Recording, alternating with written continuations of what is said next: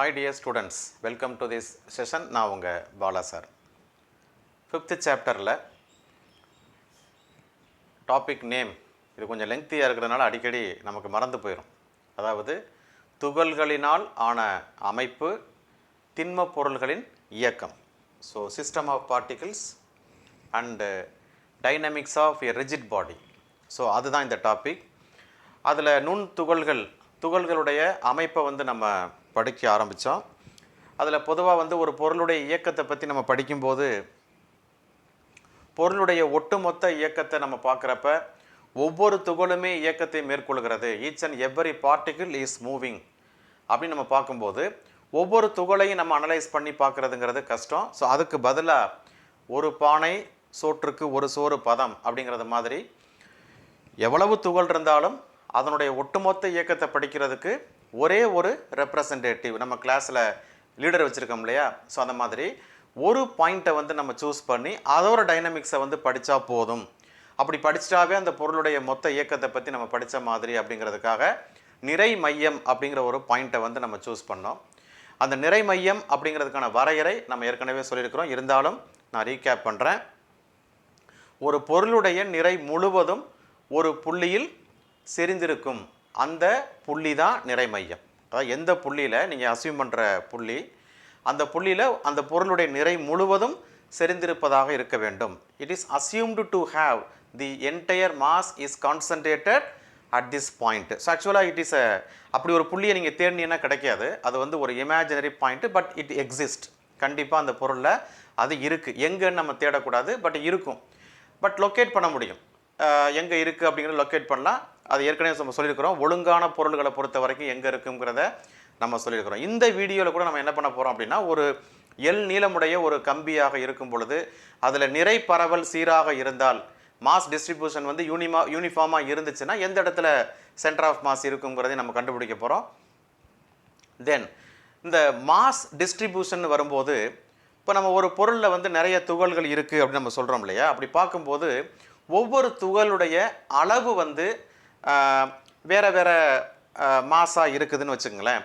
அந்த மாஸோட சைஸ் வேறையாக இருக்கலாம், அல்லது இடைப்பட்ட தொலைவு கொஞ்சம் வித்தியாசமாக இருக்கலாம்.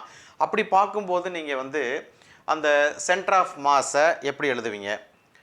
அப்படி இல்லாமல் உங்களுக்கு அந்த மாஸ் ரொம்ப very very very small and uniformly டிஸ்ட்ரிபியூட்டடாக இருந்துச்சு அப்படின்னா அப்போ நீங்கள் சென்டர் ஆஃப் மாஸை எப்படி எழுதுவீங்க அப்படிங்கிற விஷயத்தையும் நம்ம இந்த வீடியோவில் பார்க்க போகிறோம். ஸோ அதெல்லாம் பார்க்குறதுக்கு முன்னாடி ஒரு கணக்கு நம்ம போட்டுடலாம். எக்ஸாம்பிள் 5.3. ஸோ ஒரு முக்கியமான கணக்கு இது. இந்த கணக்கு என்ன அப்படின்னா, 10 கிலோகிராம் 5 கிலோகிராம் நிறைகளுடைய இரு புள்ளி நிறைகளின் நிலைவெட்டர்கள் முறையே. So masses are given. M1 is equal to 10 kilogram and M2 is equal to 5 kilogram. So masses are given and their position vectors are given. R1 vector and R2 vectors are given. The first R1 vector is for M1 minus 3i plus 2j plus 4k,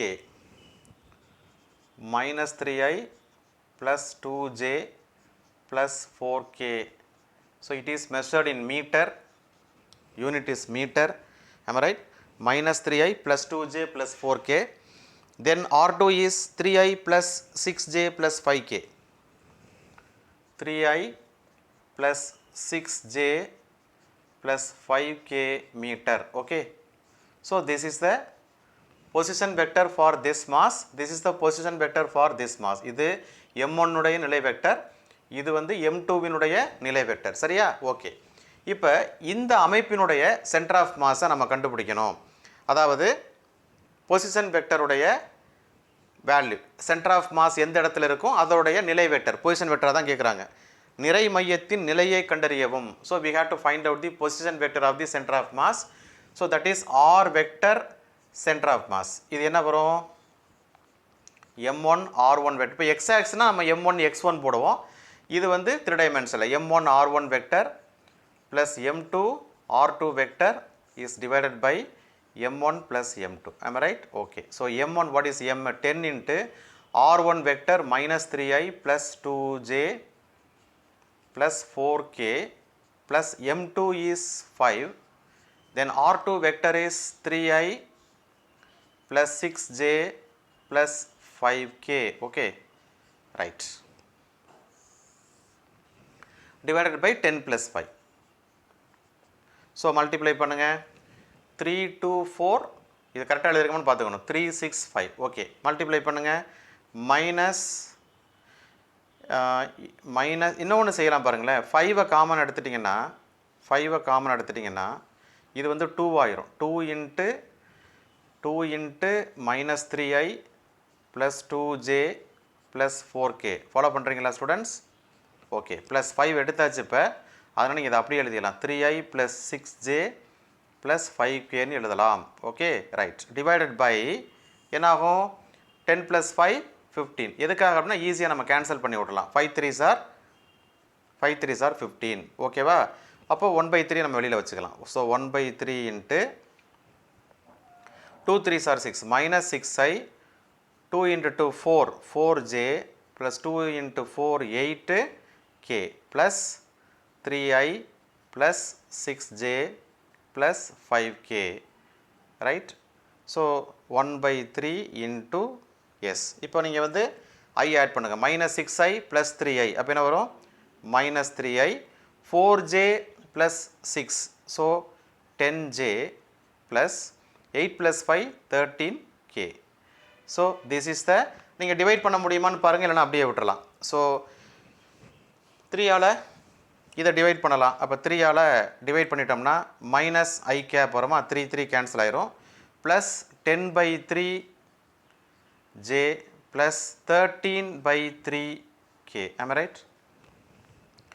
Minus I plus 10/3j plus 13/3k.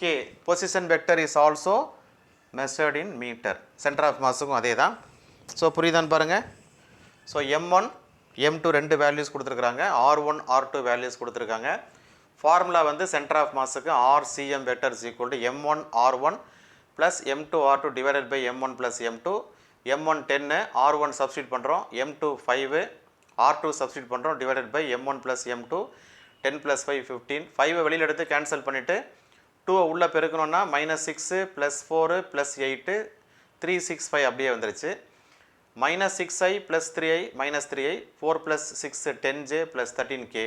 So 3ஆல் divide பண்ணால் minus i plus 10/3j plus 13/3k, 13/3k meter. So this is the position vector for this two particle system. Okay, right.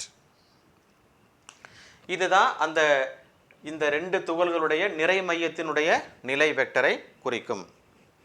ஓகேவா? புரிஞ்சுக்கிட்டீங்க. இப்போ நம்ம சீராக பரவியுள்ள நிறையின் நிறை மையம் எப்படி இருக்கும் அப்படிங்கிறத பார்ப்போம். பொதுவாக இப்போ பாருங்களேன், இப்போ இது ஒரு பொருள்னு வச்சுங்க, இது ஒரு பொருள், ஒரு ரிஜிட் பாடி. இதில் வந்து நமக்கு தெரியும் நிறைய பார்ட்டிகிள்ஸ் இருக்கும், இந்த பார்ட்டிகளுடைய சைஸு கூட நம்ம என்னவாக இருக்கலாம், வேறு வேறு பார்ட்டிகிள் சைஸாக இருக்கலாம். அதோடைய பொசிஷன் வெக்டரும் என்ன பண்ணுது, மாறிட்டே இருக்கும். With respect to the origin போட்டால் பொசிஷன் வெக்டரும் என்ன பண்ணும், மாறும். ஸோ ஒரு பார்ட்டிகிளோட நம்ம நேம் கொடுத்தோம் அப்படின்னா இது வந்து நம்ம என்ன சொல்லலாம்னா டெல்டா m1 அல்லது m1 m2 அந்த மாதிரி சொல்லலாம். டெல்டா m1 டெல்டா m2 அந்த மாதிரி போயிட்டே இருக்கலாம். ஸோ இது வந்து டெல்டா m2. ஏன் சார் டெல்டான்னு சொல்கிறீங்க அப்படின்னா இந்த ஹோல் மாஸ் வந்து m, மொத்த நிறை வந்து m. அதை வந்து நம்ம சின்ன சின்னதாக உடைச்சிட்டோம். சின்னதாக உடைக்கும் போது நமக்கு என்ன கிடைக்குது, ஸோ ஒன்று டெல்டா m1, இது டெல்டா m3 அந்த மாதிரி போயிட்டே இருக்கும், delta m4. But still there is a separation. அப்போ மேக்ரோஸ்கோப்பிக்காக தான் இன்னமும் இருக்குது, இன்னமும் துகள்களுடைய சைஸ் வந்து பெருசாக இருக்குது. இப்போ இது என்ன பண்ண போகிறோம் அப்படின்னா, இப்போ இதே ஆப்ஜெக்டை ஹோல் மாஸு இப்போ இன்னும் பொடி ஆக்கினோன்னு வச்சுங்களேன், பொடி பொடியாக ஆக்கிட்டோம், கண்ணுக்கே தெரியாத அளவுக்கு நம்ம பொடியாக ஆக்கிடுவோம். இப்படி நான் போட்டே இருந்தேன்னா என்ன ஆகும், இன்றைக்கி நாள் முழுக்க இப்படியே வந்து அம்மிக்கல் கொத்துற மாதிரி கொத்திக்கிட்டே உட்காந்துருக்க வேண்டியது. இட் இஸ் நாட் குட் இல்லையா? ஓகே, நான் ஃபுல்லாக போட முடியாது. இந்த மாதிரி நான் வந்து பெரிய மாஸை வந்து என்ன பண்ணிடுறேன், குட்டியாக ஆக்கிடுறேன்.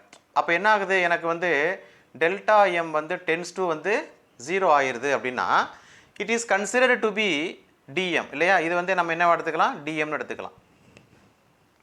ஸோ அதான் நம்ம சொல்கிறோம், நிறை பரவல் வந்து இந்த மாதிரி மேக்ரோஸ்கோப்பிக்காக இருந்தால் இதில் வந்து சென்டர் ஆஃப் மாஸோட அந்த கோஆர்டினேட் வேல்யூஸை வந்து அச்சுக்கூறுகளுடைய ஆய அச்சுக்கூறுகளுடைய மதிப்பை நம்ம எப்படி எழுதுறது, இன்னும் மைக்ரோஸ்கோப்பிக்காக போய், ஏன்னா இப்போ இது கண்டினியூவஸாக இருக்குது. இப்போ இதுவே பார்த்தீங்கன்னா உங்களுக்கு கேப் தெரியுது. நான் கேப் தெரியாத அளவுக்கு நான் என்ன பண்ணணும், ஸோ நான் கேப் தெரியாத அளவுக்கு நான் வந்து க்ளோஸாக கொண்டு போயிடணும். ஸோ க்ளோஸாக கொண்டு போயிட்டேன் அப்படின்னா உங்களுக்கு இதில் வந்து particles are very close, you are not able to distinguish the particles.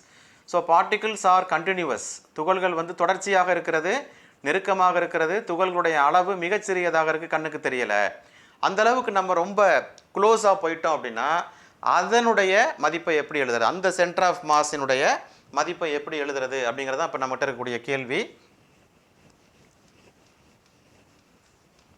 But ரெண்டுக்குமே நிறைமையம் ஒன்று தான். ஸோ பட் என்னென்னா இப்படி கண்டுபிடிக்கிறத விட இப்படி கண்டுபிடிக்கிறது வந்து still it will give more accuracy. Calculus use பண்ணுவோம் இதில், அதனால் வந்து நமக்கு இங்கே சிக்மா போடுவோம், இங்கே இன்டெக்ரல் போடுவோம். அதனால் வந்து இதை விட இது கொஞ்சம் அக்யூரசி அப்படிங்கிறதுக்காக நம்ம சொல்கிறோம். அப்போ இந்த கேஸுக்கு நம்ம position vector of the centre of mass எழுதணும்னா எப்படி எழுதுவோம், x centre of mass I cap plus Y centre of mass J cap plus Z centre of mass K கேப்னு எழுதுவோம். அப்படி எழுதும்போது இங்கே இருக்கக்கூடிய இந்த எக்ஸ் சென்டர் ஆஃப் மாஸ் என்னங்கிறதான் கேள்வி, அதே மாதிரி ஒய் சென்டர் ஆஃப் மாஸ் என்னங்கிறது, அதே மாதிரி இசட் சென்டர் ஆஃப் மாஸ் என்னங்கிறது, இது எல்லாமே நான் வந்து ஃபஸ்ட்டு இதுக்கு எழுதுகிறேன். இப்படி இதுக்கு எழுதும்போது என்ன ஆகும் அப்படின்னா எக்ஸ் சென்டர் ஆஃப் மாஸ் எழுதும்போது sum over i is equal to 1 to n, n number of particles இதில் இருக்குது. புக்கில் இது போட்டிருக்க மாட்டாங்க, டைரெக்டாக போட்டிருப்பாங்க. Delta mi into ri divided by delta mi. Delta mi is the total mass. So mi ri அது வந்து நம்ம delta mi into riங்கிறது ஜென்ரல் ரெப்ரசன்டேஷன். எக்ஸ் ஆக்சிஸ் போடும்போது இதை நீங்கள் என்ன பண்ணிக்கணும், எக்ஸ் சைன் போட்டுக்கணும், அவ்வளோதான். ஸோ இது இங்கே சப்ஸ்டிட் பண்ணிடுவீங்க. அதே மாதிரி ஒய் சென்டர் ஆஃப் மாஸ் போடும்போது sum over i is equal to 1 to n delta mi என்ன பண்ணுவீங்க into yi divided by delta mi. So delta mi நீங்கள் கேபிட்டல் எம்னே போட்டுக்கலாம். z ஆக்சிஸுக்கு பார்க்கும்போது சென்டர் ஆஃப் மாஸ் z அச்சினுடைய அச்சுக்கூறு மதிப்பு என்ன வரும்னா sum over i is equal to 1 to n delta mi into zi divided by delta mi, where delta mi is equal to capital M of the body, total mass of the body. இது வந்து யாருக்குன்னா இந்த மாதிரி துகள்களுடைய அளவு வந்து கொஞ்சம் பெருசாக இருக்குது, டிஸ்க்ரீட்டாக இருக்குது, யூனிஃபார்ம் டிஸ்ட்ரிபியூஷன் இல்லை அப்படிங்கிற மாதிரி இருந்துச்சுன்னா இப்படி தான் நம்ம சென்டர் ஆஃப் மாஸை எழுத முடியும். அதோடைய கோஆர்டினேட் ஆக்சஸ் வேல்யூ வந்து இப்படி தான் நம்ம எழுத முடியும். வேறஸ் இன் திஸ் கேஸ் வந்து we can go to integral. So இங்கே வந்து நம்ம சிக்மா போட்டோம், பார்ட்டிகிள்ஸ் வந்து ஸ்டில் நாட் கண்டினியூவஸ், சீரான நிறை பரவலாக இல்லை. ஆனால் இது ரொம்ப மைக்ரோஸ்கோப்பிக்காக இன்ஃபைனட்டெசிமலி ஸ்மால், ரொம்ப நுண்ணிய அளவுக்கு துகளுடைய சைஸை கொண்டு போயிட்டோம் அப்படின்னா அதுக்கு மேலே நம்மளால் வந்து ஒன்றும் செய்ய முடியாதுங்கிற அளவுக்கு போயிடுச்சுன்னா particles R continuous.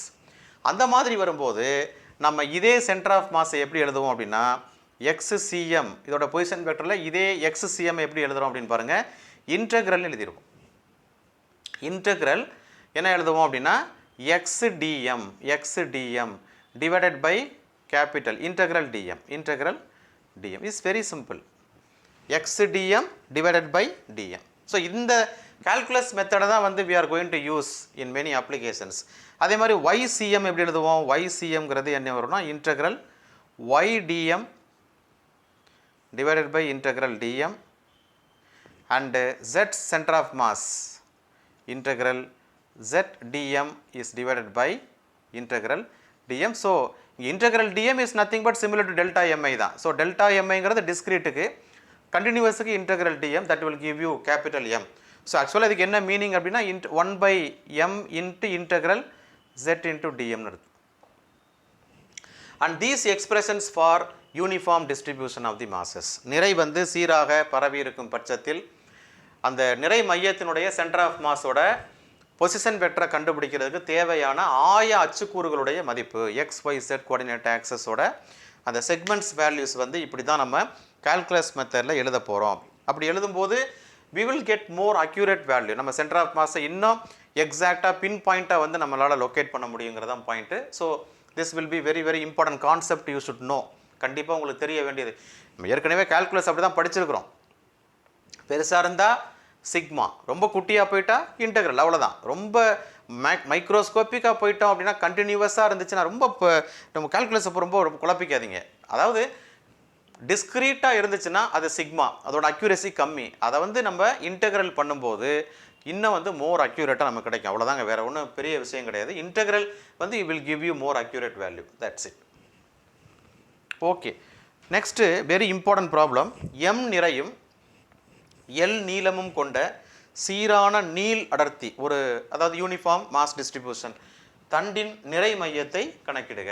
So very important question பாது, கண்டிப்பாக எக்ஸாமில் நமக்கு வந்து கேட்பாங்க. ஸோ இப்படி தான் நீங்கள் ப்ராக்டிஸ் பண்ணணும். ஸோ இந்த மாதிரி இப்போ இந்த மாதிரி சின்ன சின்ன ஆப்ஜெக்ட்ஸ், சின்ன சின்ன சிம்பிள் சிஸ்டம் எடுத்துக்கிட்டு நிறைமையம் கண்டுபிடிச்சி பழகிட்டிங்கன்னா it will be very simple. So என்ன கொடுக்குறாங்க அப்படின்னா, எம் நிறையும் எல் நீளமும் உள்ள ஒரு தண்டு, ஒரு சீரான நிறை பரவி இருக்கக்கூடிய ஒரு சீரான நீள் அடர்த்திங்கிறது அந்த மாஸ் டிஸ்ட்ரிபியூஷன் தான். ஸோ அதை வந்து நம்ம எடுத்துக்கலாம். So this is one rod. இதோட ஃபஸ்ட்டு எண்டு வந்து நமக்கு வந்து ஆரிஜினில் இருக்கிற மாதிரி நம்ம எடுத்துக்கிறோம். It is coinciding with origin. Okay, its length is L, ரைட்டா? ஸோ இங்கேருந்து இது வரைக்கும் உள்ள லெங்க்த் வந்து L. ஸோ டோட்டல் மாஸ் வந்து M இல்லையா, அது நமக்கு தெரியும்.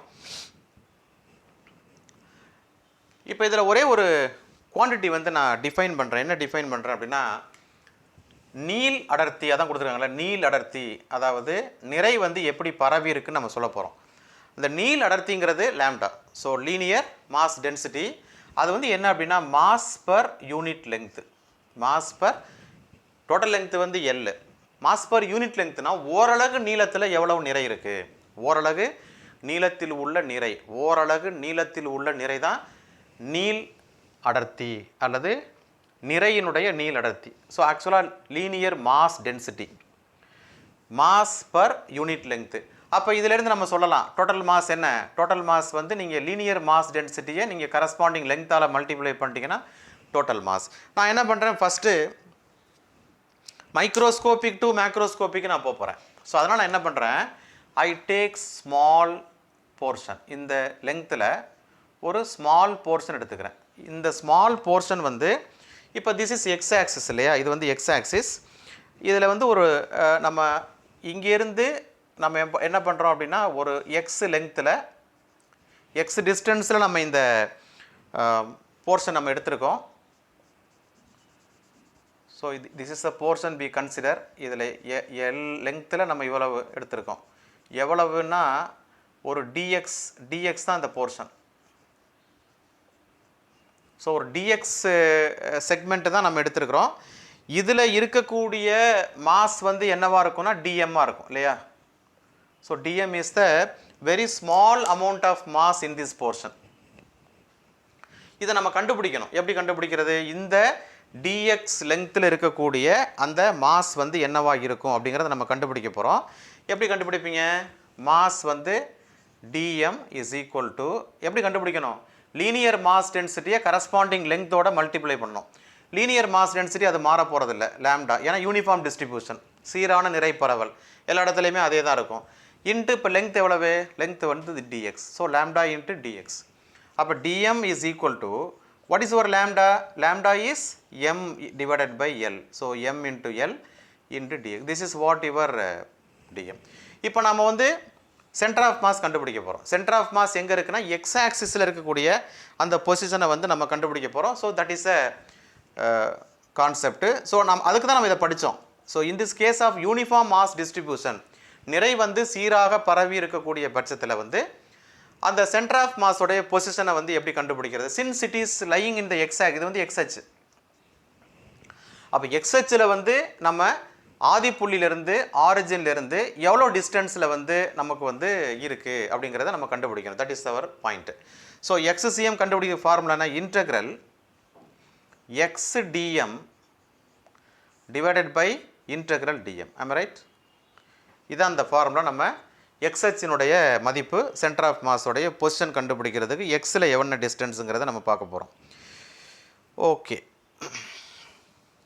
ஸோ டோட்டல் லெங்த் வந்து 0 to L. ஸோ லிமிட் வந்து நம்ம என்ன எடுத்துக்கிறோம், 0 to L எடுத்துக்க போகிறோம். That is equal to integral 0 to L.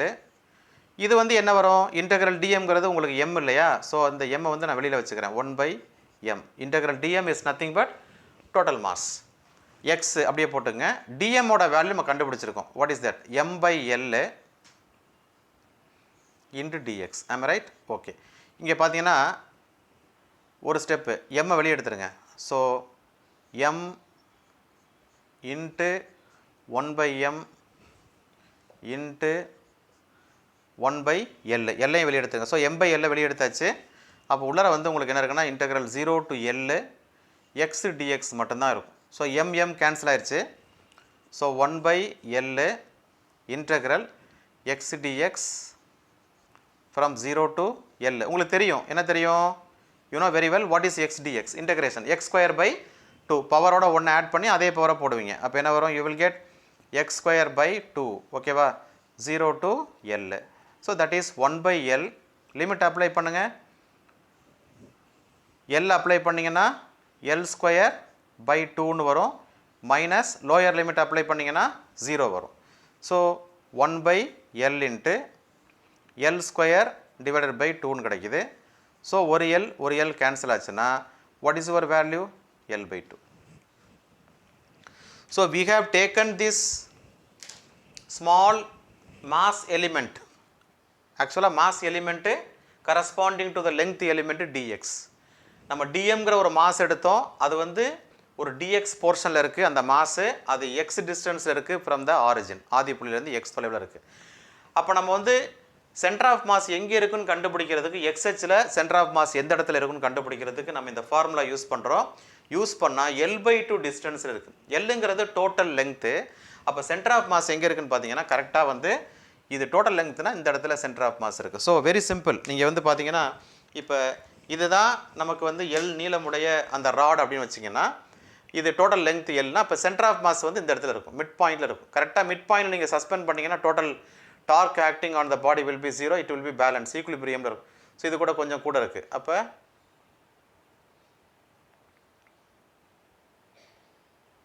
S எக்ஸாக்டாக நீங்கள் பேலன்ஸ் பண்ணிடணும்.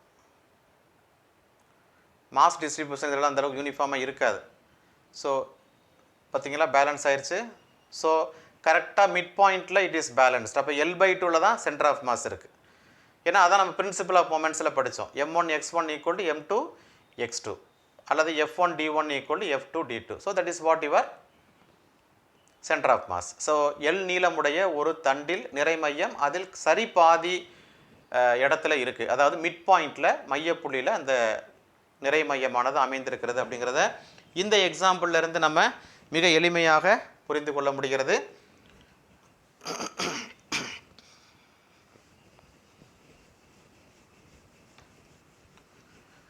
அடுத்ததாக இந்த நிறை மையத்தினுடைய இயக்கம், dynamics of the centre of mass. நிறை மையம் எப்படி இயங்குது, பொருள் இயங்குது அப்படின்னு நம்ம சொல்கிறத விட நம்மளை பொறுத்த வரைக்கும் எப்படி சொல்லணும், நிறை மையம் இயங்குகிறது அப்படிங்கிறதா நம்ம சொல்கிறது வந்து சரியாக இருக்கும். Because we are concentrating only on the centre of mass. So நிறை மையத்தினுடைய இயக்கவியல், dynamics of center of mass, அதாவது நிறை மையத்தினுடைய இயக்கம். ஸோ அதோட வெலாசிட்டி என்ன, அதோட டிஸ்பிளேஸ்மெண்ட், அதோட ஆக்சலரேஷன் என்ன, அதை பற்றி படிக்கிறது தான் நம்ம பொதுவாக வந்து. இப்போ ஒரு சென்டர் ஆஃப் மாஸ் வந்து எக்ஸ் டிஸ்டன்ஸில் இருக்குது. எக்ஸ் டிஸ்டன்ஸில் வந்து ஒரு சென்டர் ஆஃப் மாஸ் இருக்குது. அப்போ அது இயங்குது அப்படின்னா அதோட வெலாசிட்டி என்னவாக இருக்கும்னா அதோட டைம் டெரிவேட்டிவாக இருக்கும். d/dt ஆஃப் என்னவாக இருக்கும், எக்ஸு சென்டர் ஆஃப் மாஸாக இருக்கும். d/dt of x centre of mass. இதை நம்ம எப்படி எழுதுவோம் அப்படின்னு சொன்னால், டிஸ்கிரீட்டாக இருக்கும் பட்சத்தில்